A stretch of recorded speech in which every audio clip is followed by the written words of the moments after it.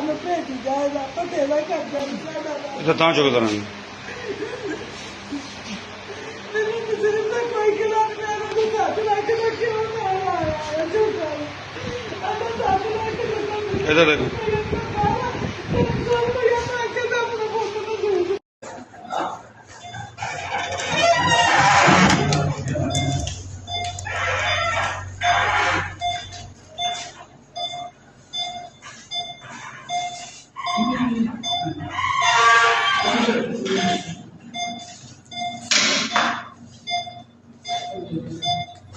ठीक हो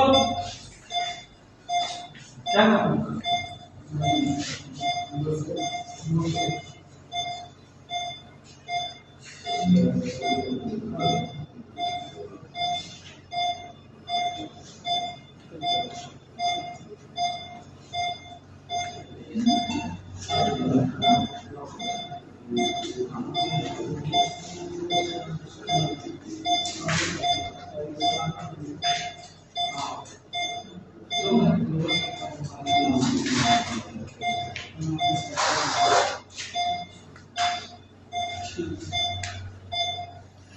ठीक है सर।